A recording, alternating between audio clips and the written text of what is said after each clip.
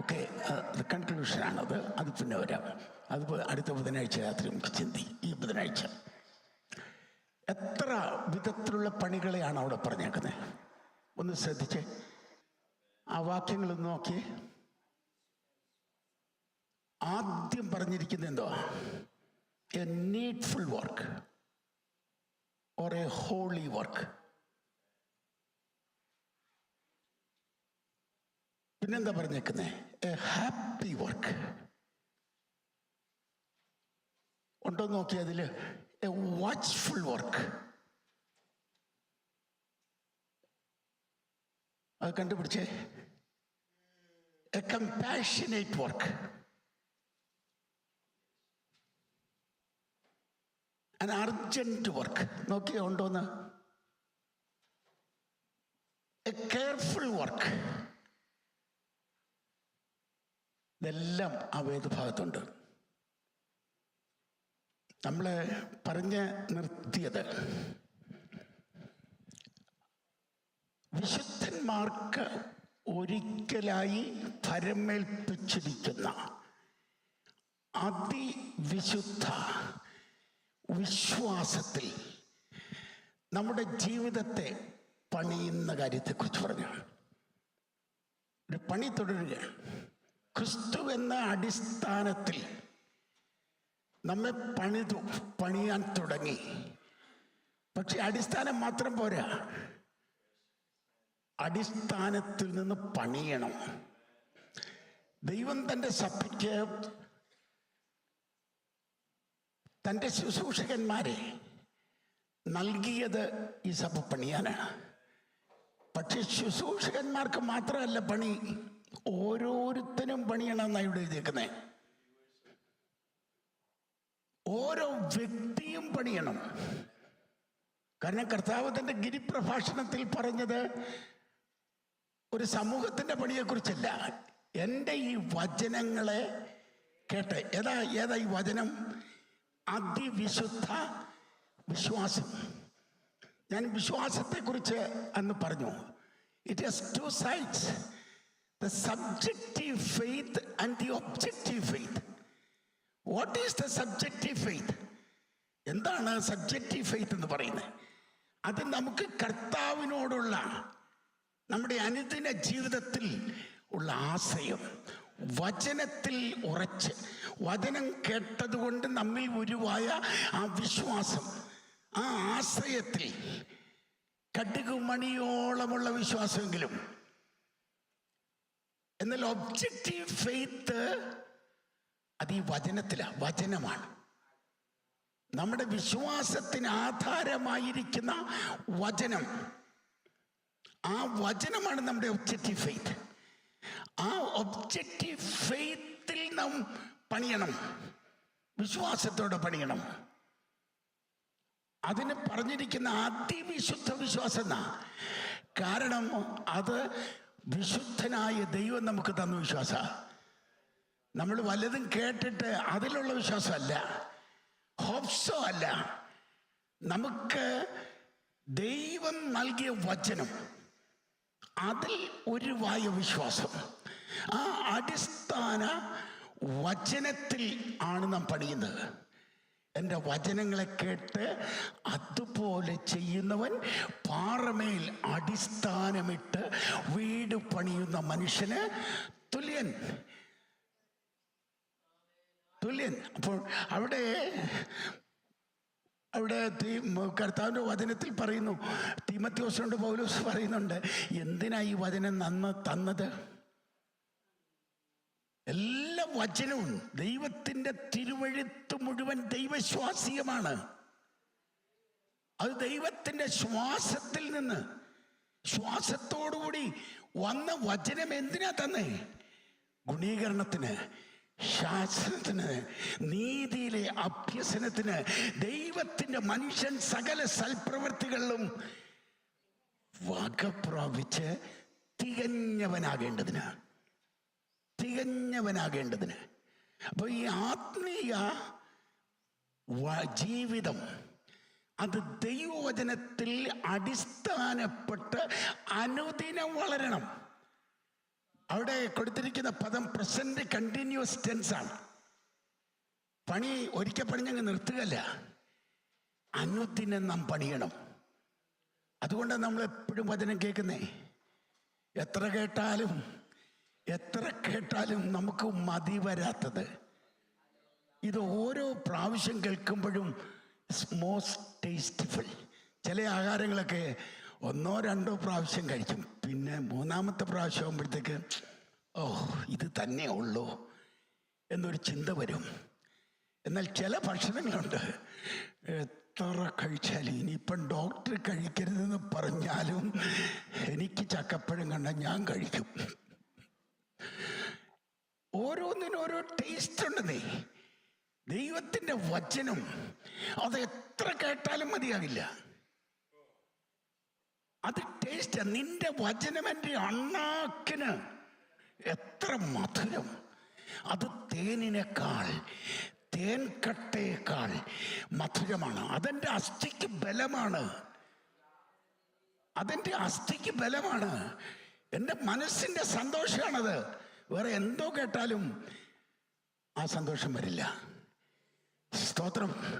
ആദിമ വിശ്വാസികളെ സംബന്ധിച്ച് നമ്മൾ പഠിക്കുമ്പോൾ അവര് അപ്പോസ്തലന്മാരുടെ ഉപദേശം കേട്ടും കൂട്ടായ്മയെ ആചരിച്ചും അപ്പം നുറുക്കിയും പ്രാർത്ഥന കഴിച്ചും പോന്നുകൊണ്ട് അതിവിശുദ്ധ വിശ്വാസത്തിൽ തങ്ങളെ തന്നെ അനുദിനം ഉറപ്പിച്ചു വന്നവരാ. അവർ ഉറപ്പിച്ചുകൊണ്ടേയിരുന്നു. സ്തോത്രം. Building up yourself on your most holy faith. നിങ്ങളോ പ്രിയമുള്ളവരെ, നിങ്ങളുടെ അതിവിശുദ്ധ വിശ്വാസത്തെ ആധാരമാക്കി നിങ്ങൾക്ക് തന്നെ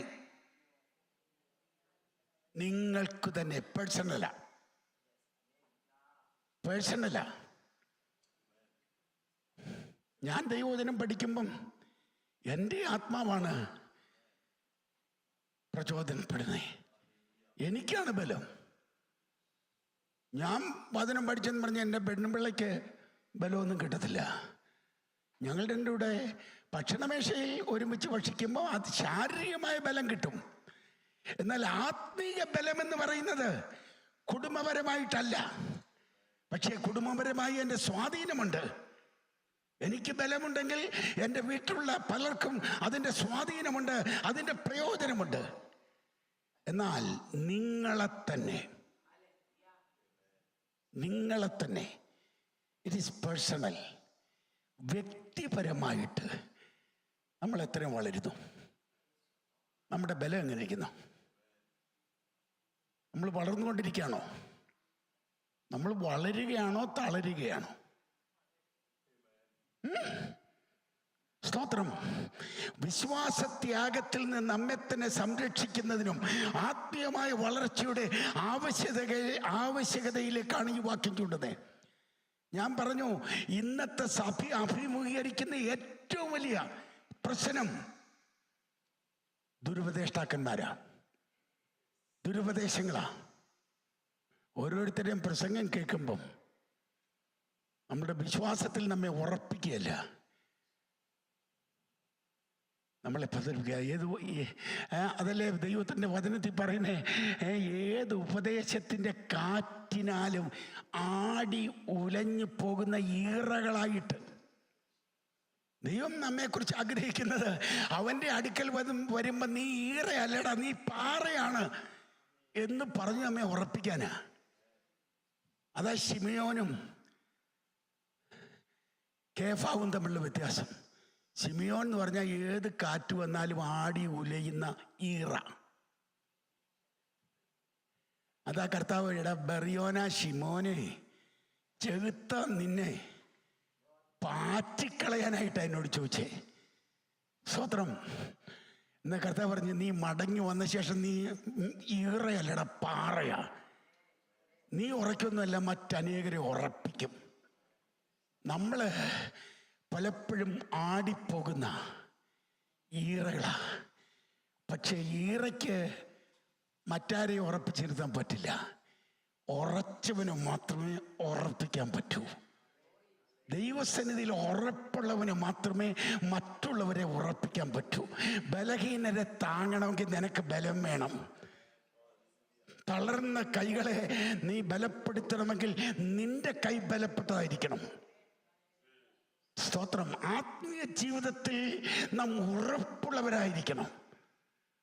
ഉറപ്പുള്ളവരായിരിക്കണമെങ്കിൽ അതിനനുസരിച്ച് നാം പണിയപ്പെടണം. സ്തോത്രം, സ്തോത്രം. വീണ്ടും ഞാൻ ഒരു കാര്യം വീണ്ടും ഓർപ്പിക്കട്ടെ. It's a present continuous tense. ഇത് അനുദിനം ചെയ്യേണ്ടതാ. ഇന്നലെ പോയി തകർപ്പൻ ലഞ്ച് കഴിച്ചോണ്ട് ഇന്നിനി എനിക്ക് ലഞ്ച് വേണ്ടെന്നുണ്ടോ? ഇന്നലത്തെ ലഞ്ച് ഗിവർഗീസ് ചാക്കോയുടെ ഗോൾഡൻ ജൂബിലിയോടുള്ള ബന്ധത്തിൽ ലഞ്ച് ഭയങ്കരമായിരുന്നു എന്ന് വിചാരിച്ചു. പിന്നെ ഇന്നലെ രാത്രി ഒന്നും കഴിക്കാതെ കിടക്കാൻ പറ്റുമോ? സ്തോത്രം. സഭായോഗത്തിന് വന്നപ്പം തകർപ്പൻ പ്രസംഗമായിരുന്നു. സ്റ്റാൻലിയുടെ പ്രസംഗം എന്നെ ശരിക്കും ബലപ്പെടുത്തി. നമ്മുടെ പാസ്റ്ററുടെ ഓരോ വാക്കുകളും ബലപ്പെടുത്തും. പക്ഷെ അത് മതിയോ? ഇന്ന് രാവിലെ നമുക്ക് ബലം വേണ്ടേ? So it's a present continuous tense. ഇന്നലെ കഴിച്ചതുകൊണ്ട് തൃപ്തിപ്പെടരുത്. അങ്ങനെ അന്ന് എന്തുമാത്രം പ്രസംഗങ്ങൾ കേട്ടല്ലേ? സ്തോത്രം. അങ്ങ് കെ എബ്രഹാം സാറിൻ്റെ പ്രസംഗം തൊട്ട് ഇങ്ങോട്ട് എത്ര പേരുടെ പ്രസംഗം ഞാൻ കേട്ടിട്ടുണ്ടെന്നറിയോ? സ്തോത്രം. പക്ഷേ ഇന്നെനിക്ക് ബലം വേണമെങ്കിൽ ഇന്ന് ഞാൻ വായിക്കണം, ഇന്ന് ഞാൻ ധ്യാനിക്കണം. ആമേൻ. മെഡിറ്റേറ്റ്. യഹോവയുടെ വചനത്തെ ധ്യാനിച്ച് അതിനെ രാപ്പകൽ ധ്യാനിക്കുന്ന മനുഷ്യൻ ഭാഗ്യവാൻ. അവൻ്റെ ഇല വാടത്തില്ല, അവൻ്റെ മോന്തയും വാടത്തില്ല. സ്തോത്രം, സ്തോത്രം. നമ്മൾ അനുദിനം നമ്മെ തന്നെ അതിവിശുദ്ധ വിശ്വാസത്തിൽ പണിതെടുക്കണം.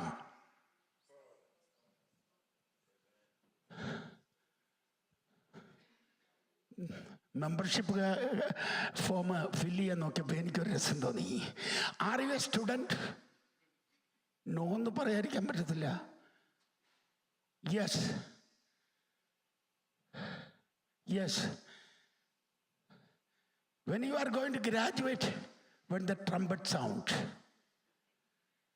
which college you are studying? Under the feet of Jesus. അതാ എൻ്റെ മെമ്പർഷിപ്പ് ഫോമിൽ ഞാൻ എഴുതിയേക്കുന്നത്. അല്ല, എന്താ എഴുതണ്ടേ? നമ്മുടെ ഗ്രാജുവേഷൻ എന്ന് പറയുന്നത് when we are promoted to glory, until that moment we are students. We are students. Where we are studying at the feet of Jesus. There is a graduation day. There is a crowning day. Until that day you have to be with the word of God. ദൈവവചനം. എൻ്റെ ഭാര്യയ്ക്ക് സംശയം, ഈ മനുഷ്യൻ പഠിച്ച് തീരത്തില്ലയോ എന്ന്. കാരണം നോക്കുമ്പോഴെല്ലാം പഠിത്തമാ. ഈ മനുഷ്യൻ പഠിച്ചു തീരത്തില്ലേ? ഇനി എന്തിനാ? എനിക്കാണെങ്കിൽ ഒരു 10,000 പ്രസംഗം പ്രസംഗിക്കാനുണ്ട്. പക്ഷേ ഇപ്പോഴും ഞാൻ പ്രസംഗം ഉണ്ടാക്കിക്കൊണ്ടിരിക്കുക. എന്തോ പാസ്റ്റർ, ഇതെങ്ങനെ എവിടെ ഇട്ടാ? ഒന്ന് നോക്ക്, പഠിച്ചു നോക്കാനേ, വായിച്ചു നോക്കേ. വചനം അത് നമ്മുടെ പ്രാണന് പൊന്നിനേക്കാൾ വെള്ളിയേക്കാൾ വിലയേറിയതായിട്ട് മാറണം. അതാണ് നമ്മെ അതിവിശുദ്ധ വിശ്വാസത്തിൽ ഉറച്ചു നിൽക്കാൻ, ഏത് പ്രതിസന്ധിയെയും എതിർത്ത് നിൽക്കാൻ, ഏത് ദുരുപദേശത്തെയും അന്നേരം വിവേചിച്ചറിയാൻ. നമുക്ക് നഷ്ടപ്പെട്ടിരിക്കുന്ന ആത്മീയ കൃപാവരം എന്ന് പറയുന്ന വിവേചനമാണ്. ആരെങ്കിലും നാട്ടിൽ നിന്ന് വന്ന് മോനെ, മോളെ, അയ്യോ, ഈ മോളെ വിളി കേൾക്കുമ്പോഴേ ചെക്ക് ബുക്ക് എടുത്തിരിക്കും. എൻ്റെ മോളെ, അയ്യോ എന്തൊരു സ്വീറ്റായിരിക്കുന്നല്ലേ.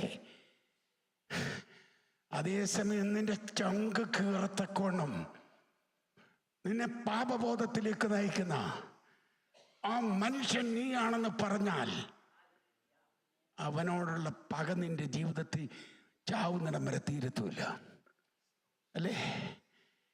ഇത് പകൽക്കാലം വിശുദ്ധന്മാർക്ക് ഒരിക്കലായി ഭരമേൽപ്പിച്ചിരിക്കുന്ന അതിവിശുദ്ധ വിശ്വാസത്തിൽ നമ്മെ തന്നെ പണിയണം, അനുദിനം പണിയണം. രണ്ടാമത്തെ പ്രവൃത്തി എന്ന് പറയും, it's a holy work. It's a holy work. What is that? പരിശുദ്ധാത്മാവിൽ പ്രാർത്ഥിച്ചു. ഈ പ്രതിസന്ധികളുടെ നടുവിൽ കുലുങ്ങിപ്പോകാതെ പിടിച്ചു നിൽക്കണമെങ്കിൽ അതിന് നമ്മെ പ്രാപ്തരാക്കുന്നത് പ്രാർത്ഥനയാണ്. സ്തോത്രം. Pray in the Holy Spirit. ശരീരത്തിന് വളർച്ചയ്ക്കും ആരോഗ്യത്തിനും വായുവും ഭക്ഷണവും, അതുപോലെയാണ് ആത്മാവിൻ്റെ വളർച്ചയ്ക്ക് ആത്മാവിലുള്ള പ്രാർത്ഥന. It's the spirit, it's the air, breathing. നമ്മുടെ ആത്മീയ ബ്രീത്തിങ് പ്രാർത്ഥന. Much prayer, much power. No prayer, no power. Less prayer, less power. പ്രാർത്ഥന എത്രയുണ്ടോ? സഭായോഗത്തിന് വന്ന് അരമണിക്കൂർ പ്രസംഗിക്കാൻ പറ്റും, പ്രാർത്ഥിക്കാൻ പറ്റും. പക്ഷെ വീട്ടിൽ നമ്മൾ എത്ര മിനിറ്റ് പ്രാർത്ഥിക്കാം? വീട്ടിൽ ചിലർക്കൊക്കെ, ഞങ്ങളുടെ ഒത്തിരി നാൾ കൺവെൻഷനുകളിൽ പോയിട്ടുള്ള ഞാൻ, അയ്യോ പ്രാർത്ഥന കഴിഞ്ഞാൽ മീറ്റിംഗ് കഴിയുമ്പം സഭയ്ക്കകത്ത് പ്രശ്നമാണ്. ഈ പാസ്റ്റർ എനിക്ക് പ്രാർത്ഥിക്കാൻ പോലും ഒരവസരം തന്നില്ല. സഭായത്തിന് വരുമ്പോഴും ചിലർക്ക് അങ്ങനെ ഒരു ഇതുണ്ടായിരിക്കും കേട്ടോ. പ്രാർത്ഥിക്കാൻ പാസ്റ്റർ എന്തിനാ അവസരം തരുന്നത്? നിന്റെ മുട്ടുമേൽ നിന്ന് പ്രാർത്ഥിക്കാനാ പറയുന്നേ. നിന്റെ ക്ലോസറ്റിനകത്ത് കയറി കതവടച്ച് പ്രാർത്ഥിക്കാനാ പറയുന്നേ. സ്തോത്രം. പ്രസംഗിക്കുന്നവരെ കണ്ട ചിലപ്പം പിശാച് ശരിക്ക് അട്ടഹസിച്ച് ചിരിച്ചു പോകും. എടാ നിന്നെ ഞാൻ എടുത്തോളാം, നീ എത്രയുണ്ടെന്ന് എനിക്കറിയാവിടാ. പക്ഷെ പ്രാർത്ഥിക്കുന്നവനെ മുട്ടിന്മേൽ കണ്ടാൽ ചെകുത്താൻ വറയ്ക്കും. അഖിലാണ്ടത്തെ ചലിപ്പിക്കുന്ന സ്വർഗസ്ഥ ദൈവത്തിന്റെ കരത്തെ ചലിപ്പിക്കാൻ ബലമുള്ളൊരു പദ്ധതി ഈ പ്രാർത്ഥന എന്ന് പറയുന്നത്. എന്തറിയാവോ, ചില സന്ദർഭങ്ങളൊക്കെ പ്രാർത്ഥിക്കുന്നവൻ്റെ മുമ്പിൽ ദൈവം തന്നെ ഒന്ന് താണു കൊടുക്കേണ്ടി വരും. ഉദാഹരണം ഞാൻ പറയാം. ഏലിയാവേ പ്ലീസ് ഹെൽപ്പ് മീ. എടാ ഞാൻ ആ ജനത്തിൻ്റെ എല്ലാം നിലവിളി കേട്ടു. I am fed up. എനിക്ക് വയ്യാടാ. അവരുടെ പാവം നിമിത്തമാണ് ഞാൻ ഇതൊക്കെ ചെയ്തെങ്കിലും എനിക്കിപ്പോൾ മഴ പെയ്യിക്കാൻ ഭയങ്കര ആഗ്രഹമാണ്. ആ ജനത്തിൻ്റെ കണ്ണുനീര് കണ്ടിട്ട് എനിക്ക് മഴ പെയ്യിക്കാതിരിക്കാൻ ഒക്കത്തില്ലടാ. അതുകൊണ്ട് ഏലിയാവേ നീ ഒന്ന് പറയണം. കാരണം നീ ആകാശം പൂട്ടി താക്കോല് നിന്റെ പോക്കറ്റിൽ ഇട്ടിരിക്കുക. എനിക്ക് ഒന്നും ചെയ്യാൻ പറ്റത്തില്ല. മനസ്സിലായോ? സ്വർഗത്തിലെ ദൈവത്തിന് ഇസ്രായേൽ ജനത്തിൻ്റെ നിലവിളി കേട്ട് മഴ പെയ്യിക്കാൻ കൊതിയുണ്ടെങ്കിലും മഴ പെയ്യട്ടെ എന്ന് ദൈവം പറഞ്ഞില്ല. ഏലിയാവിനോട് അപേക്ഷിക്കുക, ഏലിയാവേ നീ ഒരു കാര്യം ചെയ്യണം, എനിക്ക് മഴ പെയ്യിക്കണം. കാരണം താക്കോല് നിന്റെ പോക്കറ്റില. നീ ഞാൻ പറഞ്ഞിട്ടല്ലാതെ ഈ നാളുകളിൽ മഞ്ഞും മഴയും പെയ്യുകയില്ലെന്ന് പറഞ്ഞ് ആകാശം പൂട്ടി താക്കോല് നിന്റെ കൈ വച്ചിരിക്കുമ്പം എനിക്ക് മഴ പെയ്യിക്കാൻ പറ്റില്ല, നീ ഒന്ന് പറയണം. That's the power of prayer.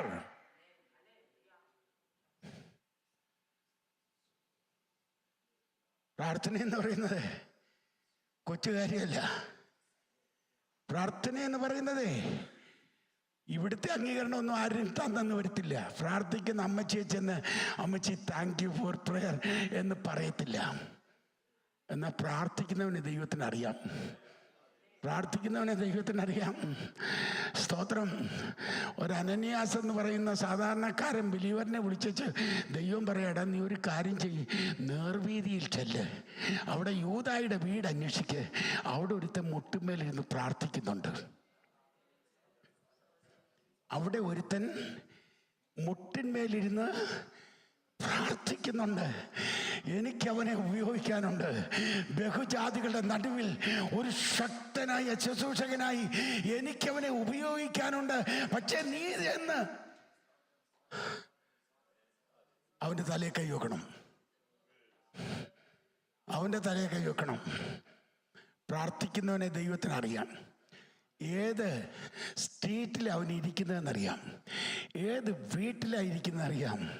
ദൈവത്തിൻ്റെ പൈതലേ, പ്രാർത്ഥന എങ്ങനെയാ പ്രാർത്ഥിക്കേണ്ടത്? ആമേൻ. പരിശുദ്ധാത്മാവിൽ പ്രാർത്ഥിച്ചു. സ്തോത്രം. ഇത് പറയുമ്പം ആത്മാവിലുള്ള പ്രാർത്ഥനയെന്ന് പറഞ്ഞാൽ ഈ അന്യഭാഷയുള്ള പ്രാർത്ഥനയെന്നാണ് പലപ്പോഴും പെന്തിക്കോസുകാരായി നമുക്ക് മനസ്സിലാകുന്നത്. അല്ല, അതിനകത്തുണ്ട്. കാരണം കൊരിന്ത്യ ലേഖനം 1 കൊരിന്ത്യർ 14-ാം അധ്യായത്തിൽ അപ്പോസ്തലനായ പൗലോസ് അത് മനോഹരമായിട്ട് വിവരിച്ചിട്ടുണ്ട്. എന്നാൽ ആത്മാവിലുള്ള പ്രാർത്ഥന എന്ന് പറയുന്നത് അത് മാത്രമല്ല. ആത്മാവിലുള്ള പ്രാർത്ഥന എന്ന് പറയുന്നത് എന്താണ്? By continually depending on the spirit, തുടർമാനമായി പരിശുദ്ധാത്മാവിൽ ആശ്രയിച്ചു ജീവിക്കുന്ന ഒരു ദൈവ പൈതൽ. ആ ദൈവ ആത്മാവിൻ്റെ ആശ്രയം, അതിലുള്ള ആശ്രയം. 2, continually being filled with the spirit, തുടർമാനമായിട്ട് ആത്മനിറവിൽ. നമുക്ക് ആത്മാവിൻ്റെ നിറവിലല്ലാതെ ജീവിക്കാൻ വചനപ്രകാരം അനുവാദം ഇല്ല. നിങ്ങൾക്കറിയാം, വേദപുസ്തകത്തിലെ ഏറ്റവും വലിയ കൽപ്പന ഏതാന്ന് ചോദിച്ചാൽ നിങ്ങൾ ചാടിക്കയറി പറയും, ദൈവത്തോടുള്ള നമ്മുടെ സ്നേഹം, അയൽക്കാരോടുള്ള സ്നേഹം 2-ാമത്തെ. എന്നാൽ ഒരു ദൈവ പൈതലിനുള്ള ഏറ്റവും വലിയ കൽപ്പന എന്താണെന്നറിയോ? What is the greatest command for a child of God? Be filled with the Holy Spirit. Why? ആ കൽപ്പന അനുസരിച്ചില്ല പിന്നെ വേറെ ഒരു കൽപ്പന അനുസരിക്കാൻ നിനക്ക് പറ്റത്തില്ല.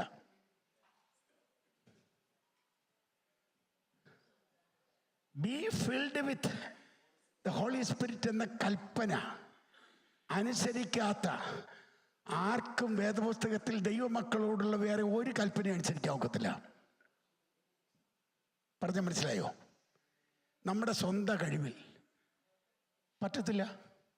എന്നെ കൂടാതെ നിങ്ങൾക്ക് ഒരു ചുക്കും ചെയ്യാൻ പറ്റില്ലെന്നേ. എന്നെ കൂടാതെ, എന്നിൽ വസിച്ചിട്ടല്ലാതെ നിങ്ങൾക്ക് ഒന്നും ചെയ്യാൻ പറ്റത്തില്ല. ഒരു കൽപ്പന അനുസരിക്കാൻ പറ്റത്തില്ല. നമ്മോടുള്ള ദൈവകൽപ്പനകൾ അനുസരിക്കണമെങ്കിൽ നമ്മുടെ സ്വന്തം ഭുജബലത്താൽ നടക്കില്ല, നമ്മുടെ ബുദ്ധിയാൽ കഴിയില്ല, നമ്മുടെ തൻ്റെ ഇടം കൊണ്ട് നടക്കില്ല. ഞാനിവിടെ നിന്നുകൊണ്ട് പ്രസംഗിക്കണം എന്ന് പറഞ്ഞാൽ പറ്റുമോ? ഡോക്ടർമാർ പറഞ്ഞു മിണ്ടി പോരുന്ന.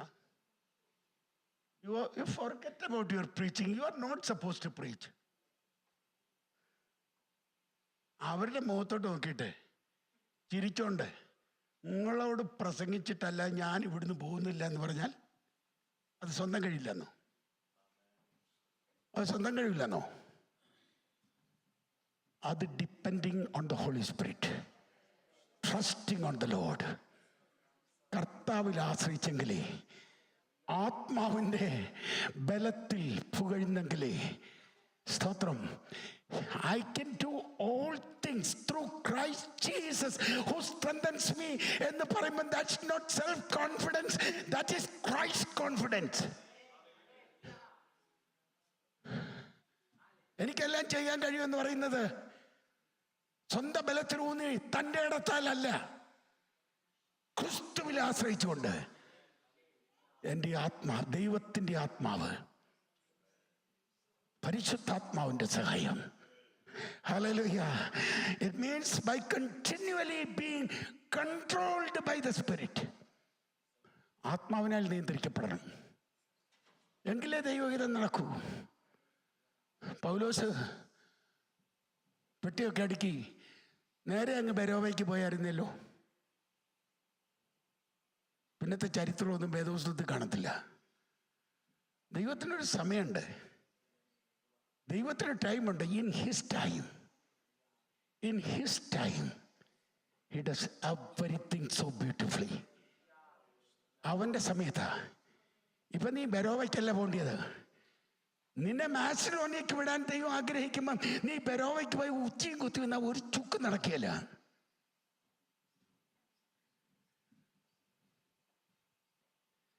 ആത്മാവിലുള്ള പ്രാർത്ഥന എന്ന് പറയുന്നത് by the control by the Holy Spirit, by being filled with the Holy Spirit. അപ്പം are you filled with the Holy Spirit? Are you controlled by the Holy Spirit? Are you guided by the Holy Spirit? അങ്ങനെ നീ പ്രാർത്ഥിക്കുന്ന പ്രാർത്ഥനയുടെ പേരാണ് പരിശുദ്ധാത്മാവിൽ പ്രാർത്ഥിച്ചു. പരിശുദ്ധാത്മാവിൽ പ്രാർത്ഥിച്ചു. സ്തോത്രം. സങ്കീർത്തനക്കാരൊരിക്കൽ പറഞ്ഞു, ഞാൻ എൻ്റെ ഹൃദയത്തിൽ അകൃത്യം കരുതിയിരുന്നുവെങ്കിൽ യഹോവ കേൾക്കയില്ലായിരുന്നു. പക്ഷെ ഇപ്പോഴോ അവനെൻ്റെ നിലവിളി കേട്ടിരിക്കുക. അപ്പോൾ ഈ മറച്ചു വെച്ച പാവങ്ങൾ, ഹൃദയം നിറയെ അശുദ്ധിയും പകയും വേണ്ടാത്ത എല്ലാം കൂടെ നിറച്ചു വെച്ചേച്ച് hallelujah glory hallelujah praise the lord. ഈ വിദ്യ പോലും തട്ടത്തില്ല. അന്തരീക്ഷ മലിനീകരണവും ശബ്ദ മലിനീകരണവും ഉണ്ടാക്കുക. നീ ആത്മാവിലല്ലാത്ത പ്രാർത്ഥന എങ്ങനെയുള്ള പ്രാർത്ഥനയാ? ജഡത്തിലുള്ള പ്രാർത്ഥന. ജഡത്തിലുള്ള പ്രാർത്ഥന ദൈവം കേൾക്കുമോ? ഇല്ല. നമ്മുടെ പ്രാർത്ഥന വെറും ജൽപ്പനമായിരിക്കരുത്. നമ്മുടെ പ്രാർത്ഥന, സ്തോത്രം, നമ്മുടെ ബിൽഡിങ്ങിൻ്റെ റൂഫ് തകർത്ത് ആകാശങ്ങളെ കടന്ന് സ്വർഗാദി സ്വർഗത്തിൽ വസിക്കുന്ന കർത്താവിൻ്റെ ചെവിക്കകത്ത് കയറണം. അത് പരിശുദ്ധാത്മാവിനാൽ മാത്രമേ പറ്റൂ. ആത്മാവിനാൽ ഗൈഡ് ചെയ്യപ്പെട്ട പ്രാർത്ഥനയ്ക്ക് മാത്രമേ അത് നടക്കൂ. തിരുവഴുത്തിൽ വെളിപ്പെടുത്തപ്പെട്ടിരിക്കുന്ന ദൈവഹിതത്തിന് അനുസരണമായുള്ള പ്രാർത്ഥനയാണ് ആത്മാവുള്ള പ്രാർത്ഥന. കർത്താവേ, ആദ്യം ഞാൻ ഒരിക്കൽ ന്യൂയോർക്കിൽ ചെന്നപ്പം ഒരു പാസ്റ്റർ, കർത്താവേ, മത്തായി സുവിശേഷം 7:18 സങ്കീർത്തനം 73:8 ഇങ്ങനെ അങ്ങോട്ട് പ്രാർത്ഥിക്കുന്ന കേട്ടപ്പോൾ എനിക്ക് ആദ്യം ഒരു വല്ലാത്ത വിഷമം തോന്നി. ബൈബിൾ കോളേജിൽ പഠിപ്പിക്കുന്ന ഒരു പ്രൊഫസർ, കൺവെൻഷൻ പ്രസംഗിക്കുന്ന ഒരാൾ, എനിക്കങ്ങോട്ട് വല്ലാത്ത ചൊറിച്ചിൽ തുടങ്ങി. ഇതെന്തോ ദൈവത്തെ പഠിപ്പിക്കുവാണോ? പിന്നെ എനിക്കങ്ങോട്ട് മനസ്സിലായി, ഇങ്ങനെയുടെ പ്രാർത്ഥന അങ്ങനെയൊരു ആഗ്രഹമല്ല. നിന്റെ വചനത്തിൽ ഇതുണ്ട്, നിന്റെ വാക്തത്വം ഇതാണ്, നീ വാക്തത്വത്തിൽ വിശ്വസ്തനാ, നീ വാക്ക് പറഞ്ഞാൽ മാറാത്തവനാ. ഞാൻ പ്രാർത്ഥിക്കുന്ന ചുമ്മാ അതങ്ങ് പ്രാർത്ഥിക്കല്ല, നിന്റെ വചനം അനുസരിച്ച് ഞാൻ പ്രാർത്ഥിക്കുന്നേ. നിന്റെ വചനം അനുസരിച്ചാ. പിന്നെ എനിക്ക് അദ്ദേഹത്തോട് വലിയ സ്നേഹമായി, ഭയങ്കര സ്നേഹമായി. ഒരു നല്ല ദൈവദാസൻ. സ്തോത്രം. പലർക്കും അദ്ദേഹത്തെ കണ്ണെടുത്ത കണ്ടുകൂടാ. സ്തോത്രം. എന്നാൽ എനിക്ക് ഭയങ്കര സ്നേഹമായി. ദൈവമക്കളെ, നമ്മുടെ പ്രാർത്ഥന ദൈവഹിതപ്രകാരം ആയിരിക്കണമെങ്കിൽ നമ്മുടെ എല്ലാ കാര്യങ്ങളും നമ്മുടെ ദൈവഹിതം എന്താണെന്ന് പറയാൻ നമുക്ക് പറ്റത്തില്ല. എന്നാൽ വളരെ വ്യക്തമായി നമ്മുടെ ക്രിസ്തീയ ജീവിതത്തിൻ്റെ അനുദിന ജീവിതത്തിൽ വ്യക്തമായ ദൈവഹിതമുണ്ട്. എല്ലാറ്റിനും സ്തോത്രം ചെയ്യുവീൻ. അത് ദൈവഹിത. എപ്പോഴും പ്രാർത്ഥിപ്പീൻ, അത് ദൈവഹിത. വിശുദ്ധരായി ജീവിപ്പീൻ, അത് ദൈവഹിത. സ്തോത്രം. അന്യോന്യം ഫോഷ്ക്ക് പറയരുത്, അത് ദൈവഹിത. കാരണം പുസ്തകത്തിൽ എഴുതിയിട്ടുണ്ട്. എന്നാൽ കർത്താവേ, എനിക്ക് എൻ്റെ മോന് ഒരു നല്ല പെങ്കൊച്ചിനെ കൊടുക്കണേ. എങ്ങനെ തിരിച്ചറിയുന്നേ? കല്യാണാലോചന വന്നു, വലിയ കൊമ്പത്തെ വീട്ടിൽ നിന്ന്, കണ്ട പൂവമ്പഴം പോലിരിക്കുന്ന ചെറുക്കൻ, സുന്ദരക്കുട്ടൻ. നമ്മൾ വിചാരിക്കും ഇത് നമ്മുടെ കുടുംബത്തിന് ചേരുന്ന അല്ലേ, അത്ര നല്ല യോഗ്യനായ, ചിലപ്പോൾ നല്ല ആരോഗ്യമുണ്ട്, സ്തോത്രം. പക്ഷേ കല്യാണം കഴിഞ്ഞ് ഒരു 2-3 ആഴ്ച കഴിഞ്ഞപ്പോഴത്തേക്ക് പതുക്കെ ചൊറിച്ചിൽ തുടങ്ങി. എന്തോ പറ്റി? നീ പ്രാർത്ഥിക്കുമ്പം കുടുംബത്തിൻ്റെ ഇത് നോക്കി, വിദ്യാഭ്യാസവും നോക്കി, തൊലിയുടെ വെളുപ്പ് നോക്കി തിരഞ്ഞെടുത്താൽ നീ പോക്ക. പ്രാർത്ഥിക്കുമ്പം പ്രാർത്ഥിക്കണം, കർത്താവേ ഒരു കല്യാണാലോചന, അതിൻ്റെ ആലോചനയൊക്കെ വന്നിട്ടുണ്ട്, ഞങ്ങൾക്ക് ഒത്തിരി ഇഷ്ടമായി, പക്ഷെ നിന്റെ ഗീതമല്ലെങ്കിൽ തെറിപ്പിക്കണമേ കർത്താവേ അത് എന്ന് പ്രാർത്ഥിക്കാനുള്ള തൻ്റെ ഇടം നമുക്ക് വേണം. അതിനെ തെറിപ്പിക്കണേന്ന്. അതാ ദൈവഹിതത്തിൻ്റെ സമർപ്പണം. ഞങ്ങളുടെ ആഗ്രഹം ഇത്. ഞങ്ങൾക്ക് കൊള്ളാമെന്ന് തോന്നുന്നു. നല്ല കുടുംബമാണ്, നല്ല വിദ്യാഭ്യാസമുണ്ട്, ചെറുക്കനെ കണ്ട സായി പെൺകുട്ടി പോലെ ഇരിക്കും. പക്ഷേ കർത്താവേ, എൻ്റെ കൊച്ചിന് ഇതല്ല നീ കരുതി വെച്ചേക്കുന്നെങ്കിൽ ഇത് തെറിപ്പിക്കണം. വേണ്ട. ചിലത് ദൈവവചനത്തിൽ വ്യക്തമായിട്ട് എഴുതിയിട്ടുണ്ട് ദൈവഹിതം എന്താന്ന്. അത് അതുപോലെ ചെയ്യണം. എന്നാൽ പേഴ്സണലായിട്ടുള്ള നിന്റെ ജീവിതത്തിലെ ഓരോ കാര്യങ്ങളും, ഓരോ സ്റ്റെപ്പും അതിനുവേണ്ടി നീ പ്രാർത്ഥിക്കുമ്പം ദൈവഹിതത്തിന് സമ്പൂർണ്ണമായി സമർപ്പിക്കണം. ഓക്കെ, സമയം കഴിഞ്ഞു. ഓക്കെ, ഇവിടെ ഞാൻ നിർത്തുക. ഈ പ്രാർത്ഥനയ്ക്ക് ഒത്തിരി വിശേഷങ്ങളുണ്ട്. ബുധനാഴ്ച നിങ്ങൾ ബൈബിൾ ക്ലാസ്സിന് കയറണം. ബാക്കി തുടരാം.